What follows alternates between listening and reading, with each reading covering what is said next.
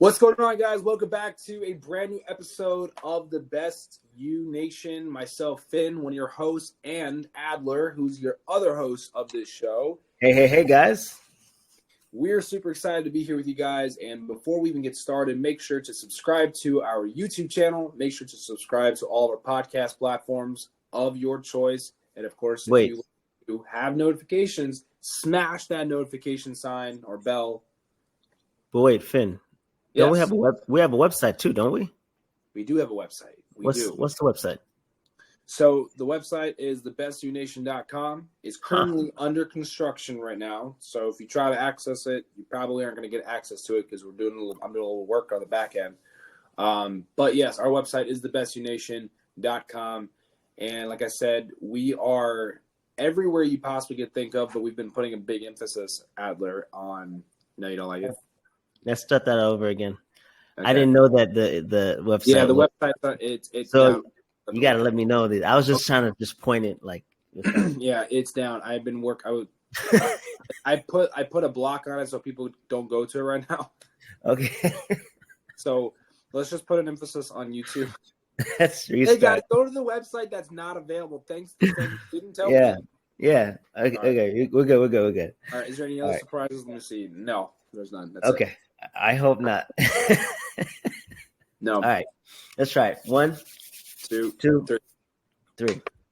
What's happening, guys? Welcome back to a brand new episode of the Best You Nation, a podcast focused on helping you become the best version of yourselves with your host, myself, Finn, and Adler. Hey, guys. We hope you guys are doing great. Before we get started, I should say make sure to follow, subscribe, and smash that notification bell on all your favorite platforms, especially our most recent, most exclusive opportunity for all of our video formatted podcast episodes on our YouTube channel, which, by the way, you can find us on YouTube as the Best You Nation. Which, by the way, Adler, I don't know if you want to talk about why we're moving to YouTube and some of the things that are going on later on this year, or we hold off on that news for another time? So we'll give a snippet. So we're moving over to YouTube mainly because, not even moving over to YouTube. We're still going to be able to get the podcast on every streaming service that you could possibly imagine, whether it be Spotify or Apple Podcasts. The only difference is now we're going to be streaming the actual video. If you want to see two handsome studs and you want to see us face to face or what feels like face to face, check out YouTube. And you get a chance to check that out on Mondays, if I'm not mistaken. And I think we're probably going to change the release date for the podcast streaming it. We can do it on like Tuesday. So that way, if you want access, you could definitely take a look. Yes.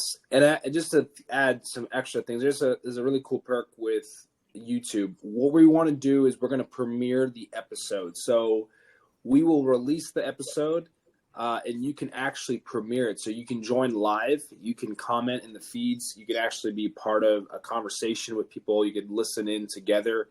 So that is a cool opportunity. We will be premiering the episodes early mornings. And then like Adler said, man, dude, what I like about it is I don't know if you've ever seen this. Sometimes there's like on TV, you see a show or like a broadcast of something and it says the next day, like a basketball game, for example, or a football game or soccer game, let's say the next day on Hulu. What I think is going to be great with what we're doing, and we want to hear what you guys think. We really want to hear your guys' feedback because this is a new piloting opportunity for us. But like Adler said, Mondays, make sure on Mondays we'll create some Instagram posts, we'll create some content so you guys are aware of what's going on. But we won't go into too much detail. But look forward to the YouTube video format. We want to prioritize our videos so you guys can be a part of the conversation, feel like you're right there within the conversation on Mondays. And then, like you said, Tuesdays we'll drop the audio so that you guys have access to that. But without further ado, man, we gotta first take, before we even get started, I just need to take a quick moment to just say how happy I am and so proud of you, and so like it just makes my heart so warm because this past week Adler did something really, really big. Adler, your brother came into town and you've been planning this. You see what I'm doing here, right? I'm kind of creating like it's just like, ooh, what happened? Brother came into town. What's next? But no, But I'm going to share with you, stick around for this because this is good. You've had this plan to make a special date on a calendar of the month of February. And you proposed to Abby, okay? Yep. Proposed to Abby, right? And Yep. you are now officially an engaged man. Yeah. I'm happy. I'm very proud of you, man. I know that was for you. I feel like this is a huge milestone in your life. I'm sure it's a huge milestone for Abby. I'm happy for the both of you. I have to somehow find a way to just add this into the podcast today because, we talk about practicing being the best version of yourself. Do you feel like you are at a milestone of being the best version of yourself? I don't. So, what do you mean by milestone? Like, Okay, so let's go back to talk about what Matthew McConaughey said. So 5 years ago, you probably had you were thinking about these goals that you had in mind. You kind of talked about it off air that you had goals. So now where you are today compared to where you were 5 years or when you proposed to Abby, you were definitely in a different mindset 5 years ago from that time. So I was more so just saying, like, you feel like you have been practicing becoming the best version of yourself, and you would say, yeah, and actually, this kind of ties into today's topic. I don't want to go too crazy about it, but sure. I think that overall, like being the best version of myself, it just basically it has a lot to do with Abby. Like I've always been a huge fan of the analogy of like being a river, Mm-hmm. and sometimes you get people that walk into your life and they're boulders, right? And boulders, they slow the current down. It doesn't allow you to flow. It doesn't allow you to keep becoming and doing the things that make you you. And sometimes you find people, they come in your life, they're boulders. But then other times, like in the case with Abby, you find somebody who is a current themselves, and it just flows, and it flows in a way that you couldn't even imagine. And for me, it's never been one of those things where I couldn't be myself.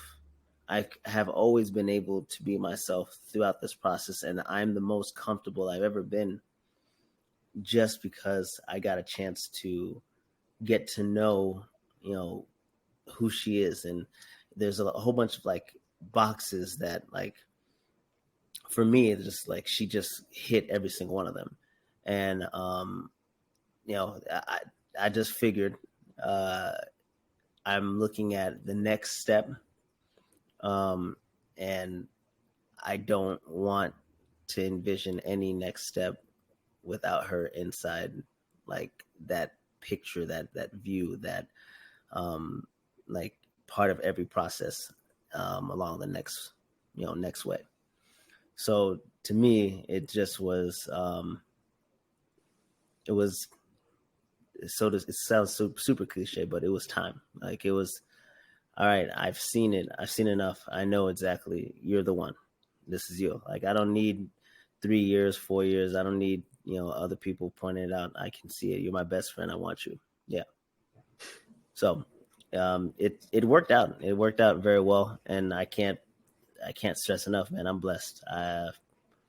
I'm blessed beyond what I feel like I deserve, and just it's just one of those things that like it. I told her this the other day. I was just like, if you think about it, we're in uncharted territory because I know how to be a good like boyfriend, and I'm sure she knows how to be a good girlfriend.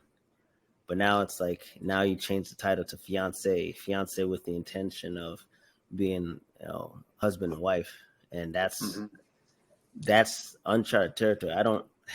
There's no like, I don't have plans. I don't have backups. Like normally I'm a guy with like this is my plan and this is what we're going to do. I have no plan. We're just going to pray and wing it, That's well, you also have never, I mean, this is what you consider. I do the same thing. We will say something like, it's kind of crazy to think that we've never, I mean, being a boyfriend and girlfriend is something most people have experienced, but that, like you said, the uncharted territories of being in that next step. and never being there. We've never been fiancés. Like we've never been fiancés as far as like before each other. So the winging it is definitely how it goes. But in that winging it, you learn and discover a lot of different, different parts. So you had mentioned, and I'm just going to hand this over to you because you had mentioned that you had a way to tie this in. I'm trying to find a way, just for right very moment. I'm kind of curious to hear what you have to say to like bring this into today's conversation. Okay. So today's topic was, like the secret of lasting success, value over dependence is kind of what we're talking about. The secret of lasting success. So for me, when I saw this, and I don't know how you interpret it, because we could be on two completely different wavelengths, but it's okay. This is why I enjoy doing this podcast, because you can look at the topic and I can look at the topic, and we didn't get a chance to plan out as much as we normally do in terms of like going with like the pre-planning. But for me, when I saw that, I immediately started thinking of everlasting success. What creates everlasting success? And so I'm going to give you the playbook, right? This was the playbook. In 2022, I met Abby. Things went well. We, ended up like traveling, working together and stuff, and things went really well. And so March of last year, my mom, she gave me her old engagement ring. And she gave me that. And I, had a conversation with my mom, and she just told me that she sees something here. And I said, okay, I see something too, but I'm going to wait. I'm going to just hold on and wait because this is just a little too soon. And so I held on to it since March. In fact, I actually gave the ring back at one point to my mom. I said, here, I don't want to have it anywhere near me because I don't want her to find it or even think I'm hinting at any of this. And so I give it back to my mom, and I start just kind of just thinking and planning and thinking like, all right, if I were to do it, where would I want to go and how would I want to go about it? And in my head, I said, I want to do it in California, but how do I get her out to California? Okay, we have to get a job out here in California. So I call my recruiter up. I say, hey, I'm looking for a job in California. Here's the situation. I'm trying to save up money so I can buy an engagement ring, and I'm working on this, and I really need your help. Can you help me out? And my recruiter, she starts pulling strings. She puts us in one of the best hospitals I've ever had an opportunity to work at. Is this the one with the robot that takes medication? Yes, man. Like so weird. From the staff to the working environment, it was A1. It was world-class, world-renowned, my favorite assignment thus far. I'm sorry, other places I've been at, I love you guys. I appreciate every single one of y'all, but this place was fantastic. Not only that, she got me the exact dollar amount that I was asking. And not only that, I was able to work overtime from the contract before and to work overtime for the contract here. And so by the time I, obviously I'm stressed. I'm like, all right, hopefully we can get the California job. And she finally gives us approval. I'm thanking God. I'm like, this is everything I prayed for. This is everything that like we worked for. So now I know that I'm going to be in California. Now the question is, how will I do it? And so I'm in October, I'm telling my brother, I'm like, hey, look, she is celebrating her birthday with me, and I'm celebrating my birthday with her. But in between, there's a couple of days where, because my birthday is October 13th, hers is the 23rd. There's a few days where she has to go to a bachelorette party. This is my only time, my only opportunity to make sure that I can, propose. And so I'm going to the jeweler, and I'm like turning off my location because I don't want like her to see like where I'm at. And so I go in. I went to like, I think maybe 3 or 4 jewelers before this happened. And the last one was like a small mom and pop. They said that because the way that the ring is, I don't have a picture to show you guys, but the way that the ring is, it's like a white gold plate that's on top of a gold ring.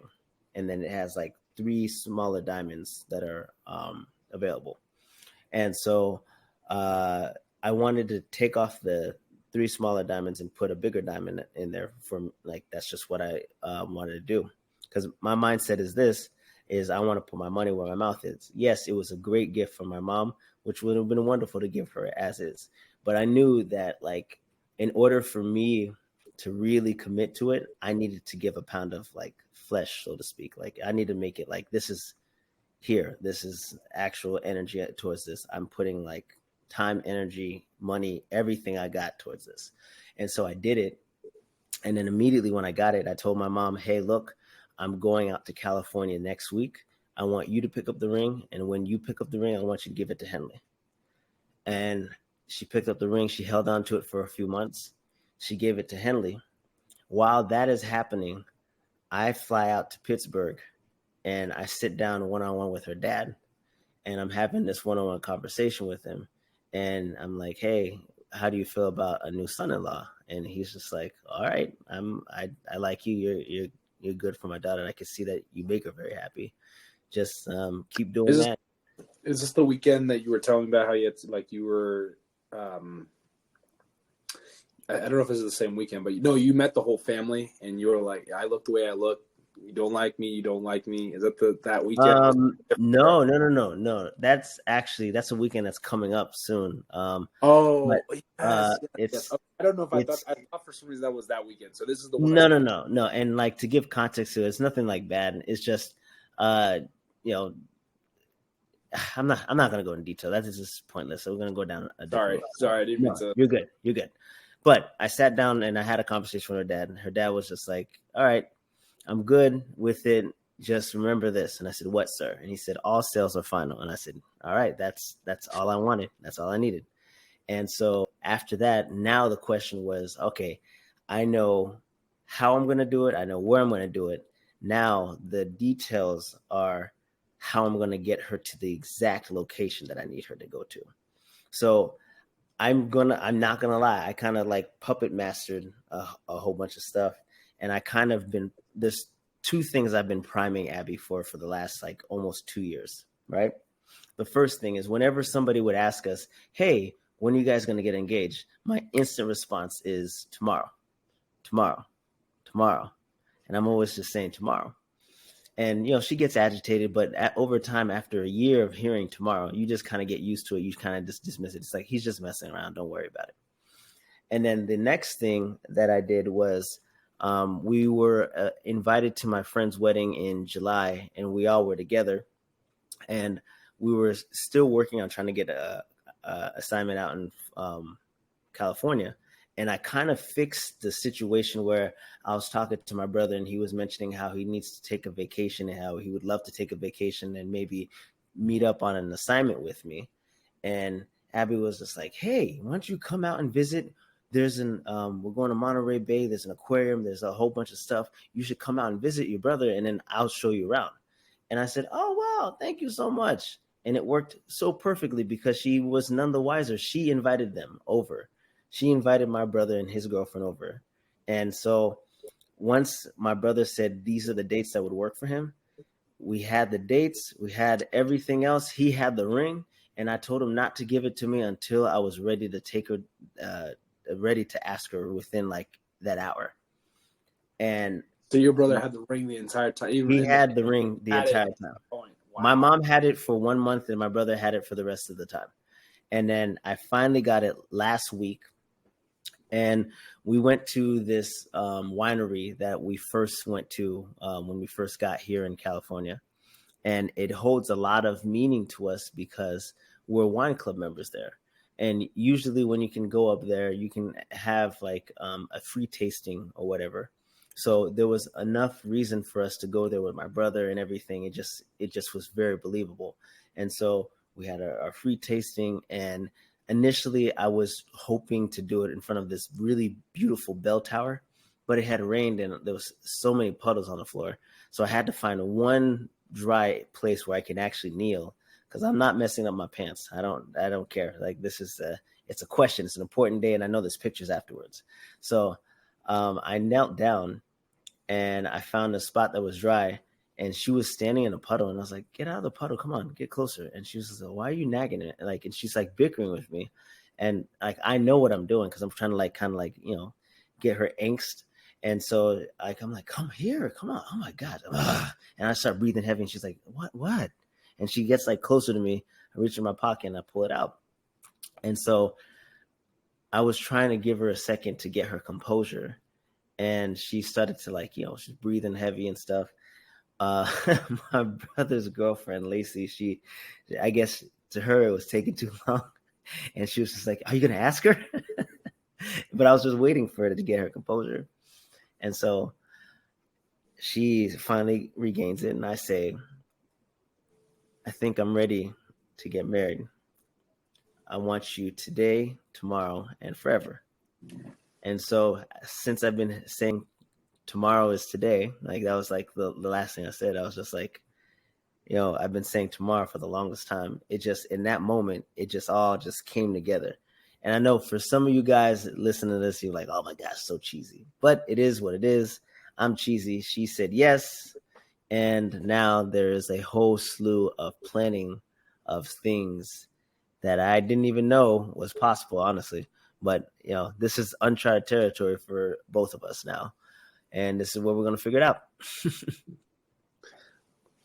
And I just wanted to, like, now you know the story. And the reason why I said it kind of ties in with today is because that whole entire process took about a year's worth of planning, almost 11 months of planning and then hoping, praying. And the thing about it is success is a slow and steady buildup. It's not something that is instantaneous. Like, you're not going to become a millionaire overnight. You're going to have to work on it. You're not going to get a six-pack overnight. You're going to have to work on it. You're not going to get a college degree overnight. You're going to have to work on it. And anything that you do in life, it's going to take time. And don't rush the process. You just have to find a way to be slow, steady, and be true to what you're doing. Understand what you're doing. And that was for me the biggest thing. And that's the most successful thing in my life is my relationship now. Because not only is it just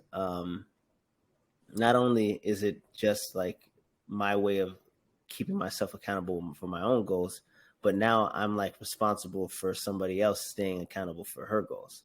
Mm-hmm. And so we're both like staying like at each other, like, hey, push, grow, learn more, do more. And I appreciate it. I can value it a lot because I need that level of accountability. Absolutely.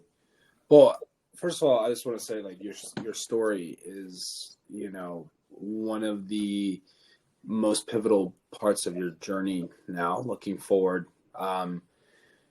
It's really nice that we now both, I was telling this to somebody the other day at work as they were asking about the podcast. And I said, now that we're engaged, not us together, that's weird. Now that we're two engaged men, sorry, it sounds weird. I might get bashed for that. But anyway, so it is 2024. So no, I'm just kidding. No, Adler is engaged to Abby. I am engaged to Cassandra. Adler and I are both not engaged. All right. But what I want to put an emphasis on is the fact that I love that you shared your story because, I watched the video and I did hear Lisa Lacey was her name. I did hear her say, like, she was like, they were in the anticipation, like, of it happening was right there. But now that, like the conversation I had the other day was that, now we can actually talk about things, even if it's uncharted.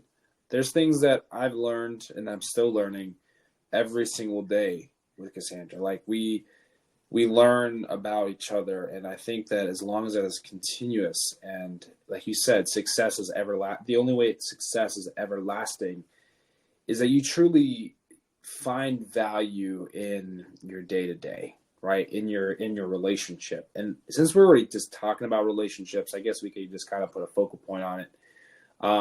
One of the things that I wrote down in my notes for this topic, and it's just nice that we could use this now towards the conversation of the relationship. I feel like, when I first met Cassandra, right, this is just and I don't want to steal your thunder. I'm just tying this into what you were saying. Because no, that's fine. Go ahead, do your thing, man. It is an important factor. Um, I think oftentimes we are defaulted to being more dependent mindseted versus on being on the pursuit of value. And so one of the things I realized was success, everlasting success, you have value, which me personally, I look more inner. I feel like it's a more, you're looking towards yourself. You're looking at from a place of yourself, your self-driven goals, your motivations, what drives you when you wake up in the morning. Those are things that you're in control of. See, when you're dependent on other people, you're dependent on other, other people or basically the landscape around you. Those things are never guaranteed to work the way that you want to. So look, just taking away in your situation where you now have planned this. I'm not excluding that people who have been in your life, like your brother, who helps you get to this point, right? As far as like holding on to the ring, you knew he was going to be a part of it. Mm-hmm. It still falls on you to make sure it happens because you had a vision, but because you value this relationship you have with Abby, you value the ups, the downs, the difficult moments, the great moments, and now knowing that you're in this uncharted territory, I feel like value versus the dependence aspect. The dependence aspect is, though you even said it yourself, like the puddles. You wanted a spot that you felt like was the right place because you had it in mind here. But because there was rain and there was puddles, the landscape changed. But your goal, your mission did not. You still, in the back of your mind, knew you are going to propose to Abby. So I think oftentimes people get distracted and they kind of draw back to the dependence of the external, meaning the people that are telling them, hey, we're going to get back to you with this, or hey, we'll give you an answer. Like that's even with your recruiter, right? Like sometimes in the past, I feel like I remember you telling me stories about your recruiter couldn't get you assignments, but you still pushed for, okay, well, how about this assignment? You didn't stop and give all of that energy to the dependent aspect of it, because the dependent aspect is going to change. I think one of the things that I feel like people miss is there is a short-term success and then there's long-term success. Now, yes, everlasting success could be short-term or long-term, because depending on what you're going for, like you said in the beginning and off air, your 5-year goals. I remember when Cassandra and I both really started getting serious, there was something about one of our conversations we had where I realized this wasn't going to be short-term at all. Like I knew when we had a conversation, it was in, let's see, it's 2024 now, 2021. It was like towards the end of 2021 going into 2022 where I started recognizing that things that we would talk about weren't in the moment only, but for the things further on. I remember our first conversation we had on the phone. We were on the phone for 8 hours. It was actually to the point where I don't know if you've ever been on the phone so long where the iPhone will, like after like 4 or 5 hours, it will shut off. You have to recall that person because it like sometimes it'll drop the call because it's going on. Yeah, it happened. It dropped our call. And we talked about things that I don't know. I just didn't think that I would ever talk to a woman about. And the reason that is because, like you said, this is the one time in your life you felt as comfortable as you do. So I remembering the conversation we had and kind of tying it into the long-lasting success. Now looking back almost 3 entire years, it's wild that we actually act on the things that we talked about. Understanding love languages, understanding our personalities, and a relationship is work. I think that with anything success, you're always going to be working towards it. You spent a whole year and a half getting this plan together. Now you're going to be at another stage of your life where now you're developing another plan. At this stage, I have no plans. I don't That's know. true. You didn't have Like, one. I've got nothing. I'm disarmed. but you will, I feel like you get to a point where you start to develop. Because I remember when we got back from New York, when, you know, I proposed to Cassandra, we knew we want to get married, but we had no idea when we were going to do it. And we just kind of like, you feel like you're floating. You're just like, wow, this is a whole nother world of like opportunities. Our conversations got deeper. Our thought processes were a little more complex. And they always say, you know, you get married, things change. But I feel like we've learned a lot about ourselves in the fiance realm of our life. Because when we were boyfriend and girlfriend, you know, there's these fears. You're not sure how the person's going to respond. But why this was important to me. Okay, let me just point this out. Value versus dependence. I personally feel like people don't acknowledge value in their day-to-day life. And just to kind of go back all the way to what you said in the beginning, that we may or may not see the topic necessarily as the same. I will say that my thought process on the topic was a little different. So that's why I appreciate you sharing your relationship and sharing your monumentous moment with Abby. I think it's a very important time. I'm very happy for you, man. I'm proud of you.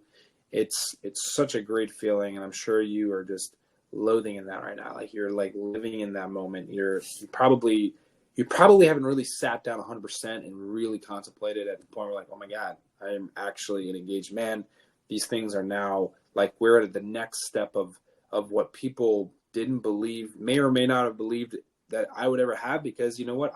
It's not dependent, again, not dependent on other people, but you knew that you had something that you were pursuing. You just had to allow everything to line up for that moment. And so I think, just to kind of make this, I really don't want to spend too much time just kind of just going in a circle. I have so many thoughts on this, that value versus dependency. Mm-hmm. The applicable aspect of this is more so for me when I was kind of coming up, when I started reading this, the first thing that came up to me is at work. And anybody could probably relate to this. I know that most of us, we go to our jobs and there's always that one person that you're just like frustrated because they're not working at the highest level that they potentially could go, because they're just looking at it as I'm here to do my job. It's my job and it's my paycheck, but there's no compassion. There's no level of like, there's no drive. It's just like, I'm here. There's always like at least one person.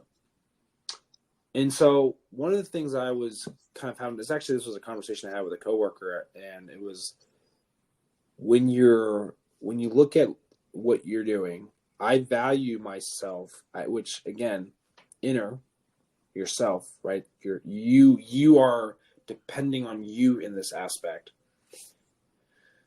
The value that you have versus dependability. I think it is more important that you are valuable, that you value yourself, knowing your values. I've just used value in so many different ways there, but value in itself gives you it's the presentation of who you are as a person. So valuing your work ethic, meaning how much do you care about your work ethic? How much do you invest into your work ethic?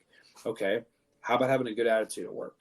Well, how much value? What is I guess that's kind of the cheesiness of this, is that what is the value of it? Like when you say, what's the value of this loaf of bread? What's the value of your work ethic? People will depend on other people to make that decision. And that's the part where I think people run into the shorthand of success. They may feel that this is contributing to their success, but is it long term? It's temporary, it's short term, and what ends up happening is you start destabilizing your security as an individual, because now you have placed your values, and what your worth is as an individual in somebody else's hand, other people's hands, or the environment around you, and you don't have the proper identity that you probably were starting off with. And so I go into work and I think about it like this, and this is just my food for thought, and see what you think about this. But when I go to work, I don't really care if I'm dependable or not, because at the end of the day, I know my work, my value is what people will depend on naturally. Because if I know that Adler you are a hardworking individual, you care about people, you love people, you will take care of people in a way you would take care of your mom, you're not asking to be dependable. People are going to depend on you because they know your value as an individual. They see the positives, the strengths, the attributes that you have. So naturally, people will depend on you, but it's because you seek. So you look inwards and see, I am a fantastic nurse. Someone else may not believe that, but you know you're a fantastic nurse. I've been told I'm a very crappy EMT, but I know that I'm a great EMT because I'm confident with my knowledge. I'm confident within my scope. And so you look at them and say, oh, I appreciate your thought process on that, but you know how to channel. Because at the end of the day, people do depend on me. Not because I'm looking to be dependent, but because I look at to being more valuable, because I'm able to invest, I'm able to bring something to the table. And it's kind of like, it's like silver versus gold. Like people think gold is more valuable than silver. But who gets to really determine that? Because you could have a lot of silver that is way more valuable than a little bit of gold. Right? I don't know. Maybe that's not a very good example, but gold still has more value. I know. Yeah, I'm sorry. Yeah. I see what you're going for, and I mean, like, so this is the one thing for me, right? And I'm just making sure that I can surmise what you're saying.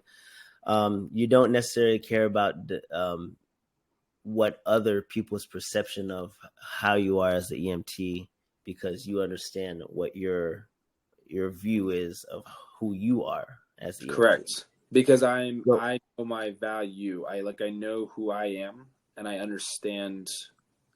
So I think, like, because this is just the way I view it, right? I find that when I feel the most valuable is when I'm adding value to other people's lives. Yes, correct. So that's just my spiel. Like, when I die, this is one of those things that I want to, like, be at my superlative. Here lies Adler Tere Themistockel. Dependable, loving, husband, father, nurse, and so much more. That's what I want. And I want dependable to be the first one. And I think that whenever I see dependable, I view it as what type of value that you're emitting to those around you. Because it's one thing to be in a present situation, but it's one thing, in a separate thing entirely, to have a presence in different situations. So meaning that even if you're not physically there, your presence is still felt. So to me, that is the most valuable thing that I view it as. And I, like, when it comes to success, I think that success is one of those things that it just depends on the eye of the beholder, right? You know, what some people might view success, other person might disagree emphatically. So it's not necessarily for others to decide. It's meant for us to set our goals and set our bars and see if those metrics are being hit, if those things are being touched. And to me, a successful day means that I got up, I prayed, I worked out, I did practice something to make my mind stimulated, and then at least one thing that is nice or said to Abby. That's a successful day in itself. And Right. every day I check those boxes off. I make sure those are the 5 things that I do daily. And that's the one thing that it's a non-negotiable. Like, if I go to sleep and the order isn't, like, if I'm not able to hit every single one of those bullet points, that's when I feel like it's an unsuccessful day. So, you know, everyone has, like, their own metric to it, but success to me is being dependable, being that person, because you never really understand the value or the impact that you have on another person until uh, you see them years down the line. You know, like Darius. Darius is always going to be one of my favorite nurses that I used to work over in Apopka. And this guy's like, "Hey, man, you changed my life." And I'm like, what do you mean, Darius? I didn't change your life. He said, you changed my life because of you, I lost 30 pounds. And I said, dude, I didn't do anything for you. You did it all on your own. You did the workout yourself. You ate the salads. You put in the time, the energy, the effort. You reversed it yourself. It wasn't really me. And for him to just be so animated and excited and to come and like, hey, you did this for me. And I don't necessarily do stuff or say things because I want credit. No. But it does feel really good when you're with somebody and they're like going through like their own like thing in life and they're just like, hey, you affected me in a way that I can't like replicate. Like Right. because of you, thank you. And that's something that you can never judge the amount of presence or amount of effect that you have in somebody's life. You can't ever quantify it. I want to say, first of all, I like how you took the dependable aspect and the value and put it with you gave it life. Like I was more so approaching, I was actually doing more of a comparison between what dependability is and value. But I like that you made dependability an attribute of value. So it is unique that we come to these table conversations and we do talk about things in this manner where we don't, I wouldn't have expected that from you. And I'm sure you're probably like, well, I don't know, you would probably didn't expect what I was going to say, which I think more so for me, I was looking at my notes and the more we were talking, I'm like, I don't really know. This wasn't really geared towards how I expected this conversation to go, just because I know for me, and I'm just going to say how, like, this is just my perspective, and I appreciate your side of it. I personally do separate the two because dependability, the being dependable, you can very quickly, your value changes, your dependability starts to diminish. I won't mention this person's name, but there's a coworker that, first time he was on the job. He's a smart. Let me just put it like this: he's a smart guy. He knows a lot of stuff, but his value changed. He believed less in himself. He didn't feel that he needed to be as proactive. So his values, his standards, what he believed in changed. In And reference to like his workflow or what? just overall, like his passion, his purpose, and why he was at work. His whole demeanor changed. And that does happen, but it shouldn't happen in a 6-month time. Like that to me was just very confusing. But when I sat down and I recognized this is how I feel about value and dependence, when your values change, that dependability changes too. One goes up, the other one goes up. If one goes down, the other one goes down. So while everybody's so worried on trying to improve dependence will not improve if your value doesn't improve or doesn't change. So I've actually had to practice this myself. For a long time, I realized I would say I've plateaued, I've reached my max as an EMT, and what that basically means, I'm setting myself at a mediocre bar.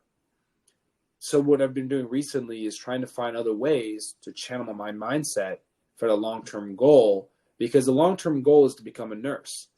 And if I'm thinking the way I'm thinking as an EMT, wouldn't you say that I'm setting myself up for failure as a nurse? If I'm thinking I've reached my goal as a nurse, like one day I've reached my plateau, there's so many different avenues with nursing.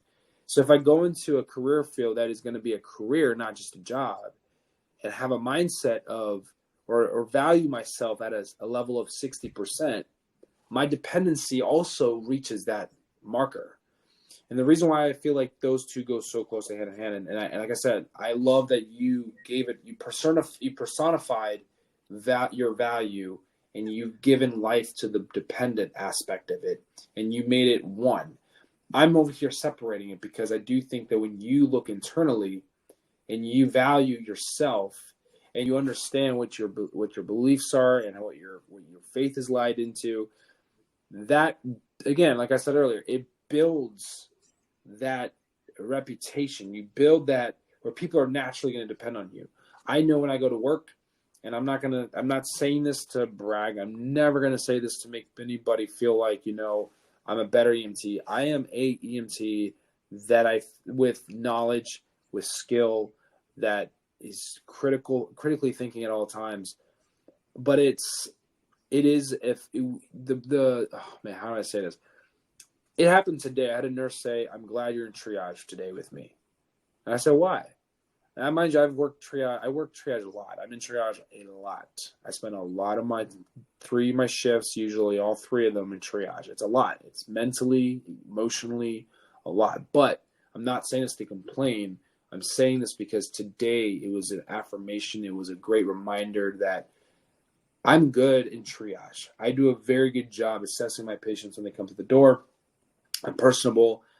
And why I say this is because I had a nurse today saying, "Thank you for being up here, because I know that I can step away and you will start putting on the patient on the blood pressure cuff and doing the vitals and start asking assessment questions to figure out what's going on with this patient.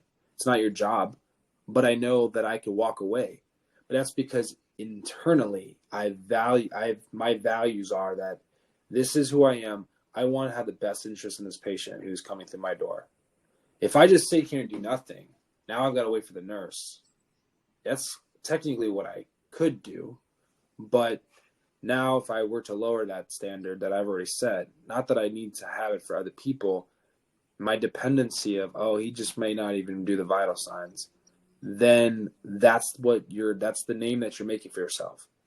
And I know I'm not saying this to make it as a competition. Everybody has a different reason as to why they may not do more than the other person, why they won't do extra. Like, there are reasons that people do stuff, and it's not my business.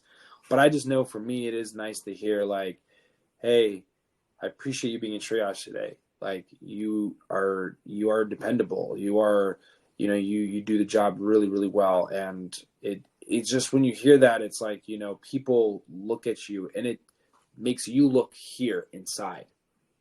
That's why I was kind of going for a conversation about, and I appreciate how it went. Like, I'm not at all upset with how it went. I think it is actually genuine and very, very raw. I just don't think that dependency should be somebody's primary. I think when you value yourself, it's the inner talk, the self-talk, the vernacular that you have for yourself. When you start shifting your mindset, those other pieces around you, the people around you, the relationships that you're seeking, the financial freedom you're looking for, those start to change when you start looking inwards and changing. So your value, it's like, I want to ask you something. I'm curious because because I hear what you're saying, and like you say an emphasis on trusting and knowing yourself, right? And right. that belief in yourself will help direct you, correct? Yes. So the pushback that I'm going to offer is this: is it possible for somebody to not believe in themselves, or to be in some sort of stressful emotional state that could cause them to not believe in their capabilities or not even know who they are in certain situations? Is that a possibility?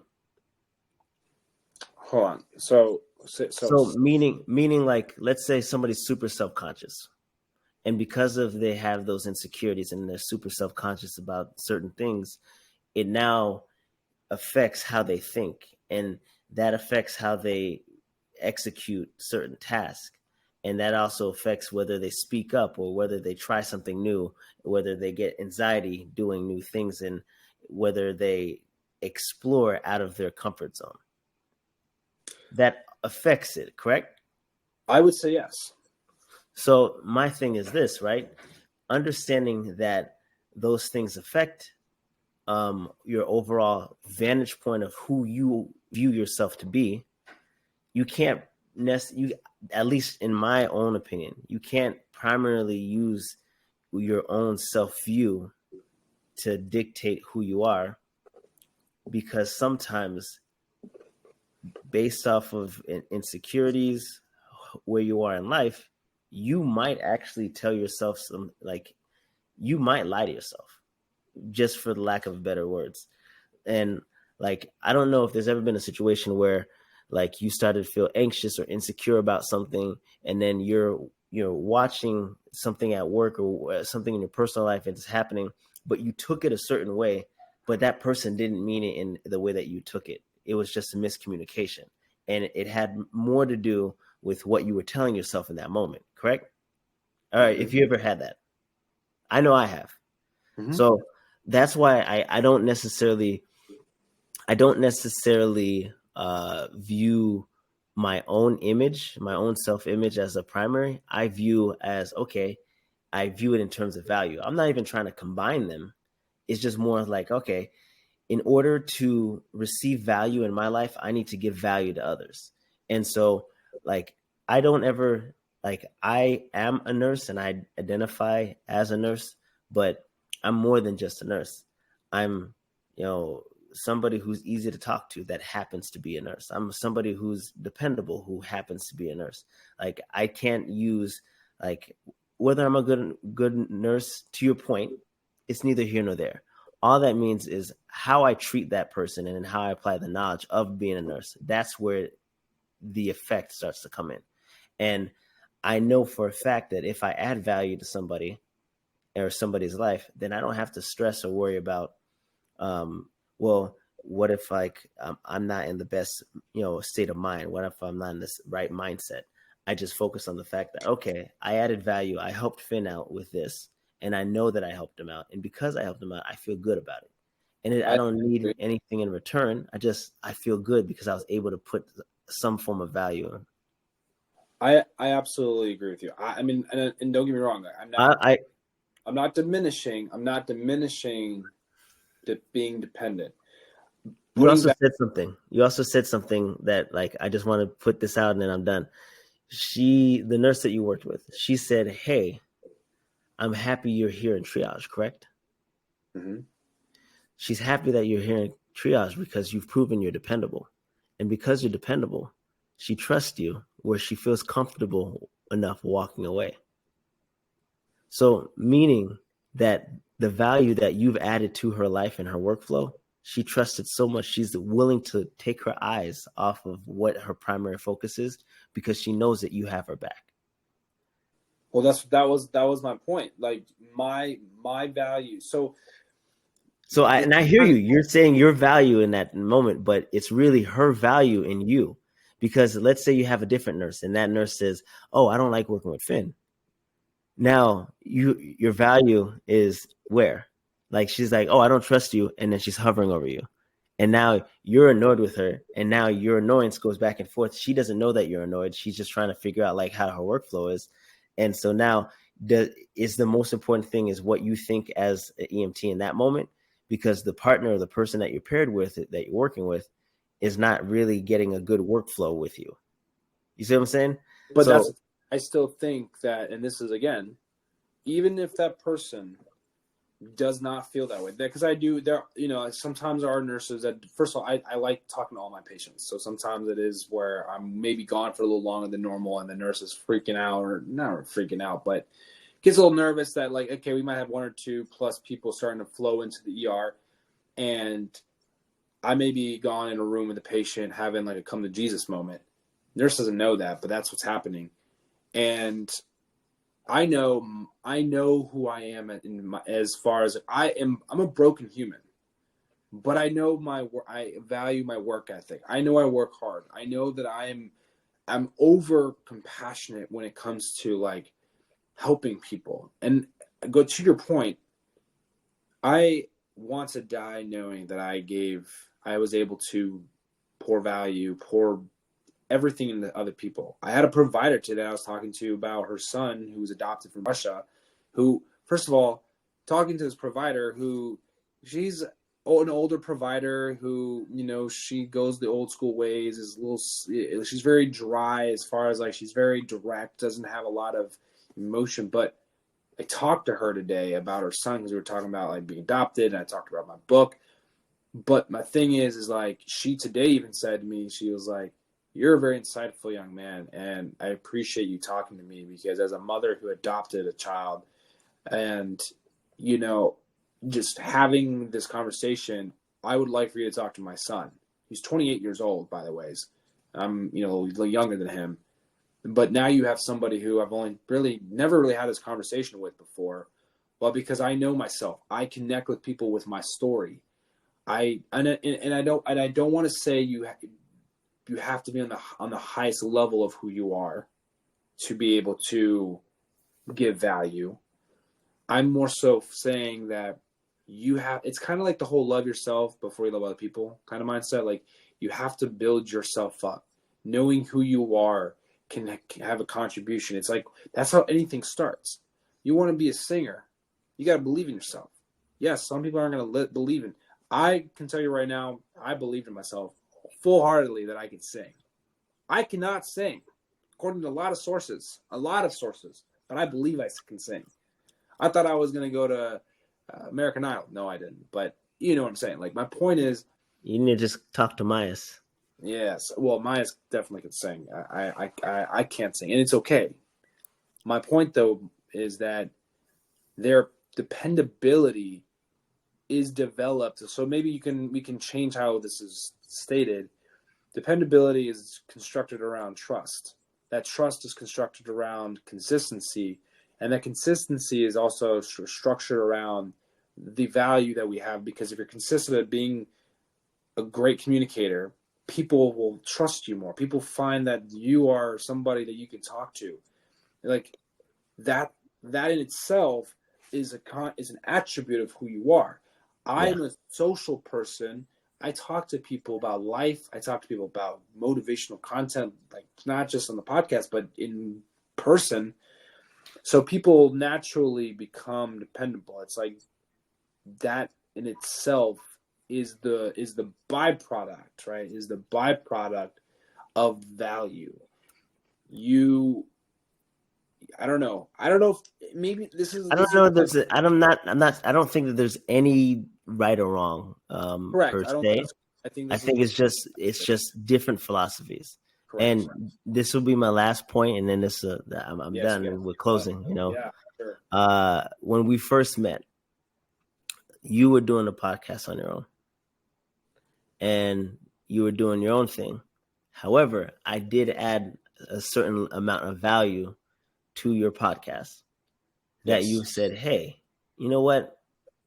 I like that. You should come in and help me out." In that moment, I wasn't trusting myself and be like, "Yo, I'm an amazing podcaster." In that moment, I was just like, how can I add value to Finn? Purely just that. And I said what I said. You took it for what you took it for. It added value to your life. And then you said, "Hey, you know what? You've been consistently adding value in certain areas in my life. Come on, let's go do this." And we ended up here. I never once thought about it like, okay, like I'm a great podcaster. In fact, I don't even really think I even understood what a podcaster was at the time. But I did know one thing. I do love helping people, and that is a passion of mine, and that's why I became a nurse, and that's why we're here on the Best You Nation, and that's why we connect with you guys week in and week out. This is what we do. This is how we give back to the community around us. But instead of just the physical community in the location we're at, we're trying to help out on a global scale. And that is why and how the Best You Nation was founded. It was founded about, two guys just trying to have these amazing conversations, some conversations that we're not able to have all the time, or it struggles to be open about. But that's what we do here on the Best You Nation, and that's something that we will continue to provide and continue to give you guys. So obviously, connect with us, like, share, subscribe, the whole 9 yards, and check out the video that's available for streaming on YouTube. And the episode days will be now moving to Tuesdays, and they will come out after the video comes out. Yes. So, is there anything that I missed? Or is there something you want to add? I would say that for anybody out there who listens to our podcast, if this is your first time, first of all, we want to welcome you. There's a lot of content. If this is the first episode, I would recommend going back, listen to some of our starting episodes where we started. There's a lot of content. I think we're over 200 episodes deep now of this podcast. Nice. We're 16 seasons in, almost 5 years old total. I would say for anybody who's new and for anybody who's not new, just know that becoming the best version of yourself is not a destination. It's a journey, which we want to stay connected. Obviously, we can't all hold hands literally right now. But what I would say is if you want to stay connected to what we're doing, follow us on Instagram. Follow us on Instagram. I know like a lot of content creators say that, but there's a reason why. And I've done some of my own homework and I've been doing my own researches. People say that because they genuinely mean it. We're not just saying it because we want to waste your time. Please give us a follow. That's one way to really stay connected. Again, if you really want to continue that connection, let us know how our podcast is helping you. We want to share with people who listen to our podcast how it's helping you. So you can actually do that through Instagram. You can do that on YouTube. Like Adler said, check out the video version of this podcast on Mondays. We're doing a little switchy switch. Let us know what you guys think. If you guys like the video on YouTube on Mondays, or you guys don't like whatever, we want to hear it. We want to hear it. So follow us on Instagram, The Best You Nation. All of our platforms are The Best You Nation. Gotta skip that other part that we did in the beginning and had to redo. So that's a skip. And did you ever upload the link tree to make it a little easier for everybody onto our Instagram page? No, I didn't. So that is something that we can throw out there. I could take care. Yeah, I could take care of that tonight. There's no worries. Okay. So we have a link tree. So if you're having a hard time finding anything, we have that connected. We did create that. And we're just so thankful for each and one of you. I know we've gone a little longer than normal today, but what I think that the most important piece of every episode is that you guys, as you're growing, so are we. We're not at the Tony Robbins like, let's talk about business. What we're going to do now is we're going to talk about how to grow and get better at building a business. Hey, let's close out. Let's close out. All right. So with that being said, guys, we thank you for every moment you guys spend with us. Let's continue to grow. Let's make 2024 one of our best years. Make sure to subscribe on YouTube. Smash that notification bell to stay consistent in your growth. And with that being said, that's all I got. Take care. This is awkward. Your Tony Robbins is terrible. Well, what you have to understand. No, he sounds more like Seth Rogen, so you need more nasally. So what you understand is we're going to grow. No? Well, they really don't like me, okay?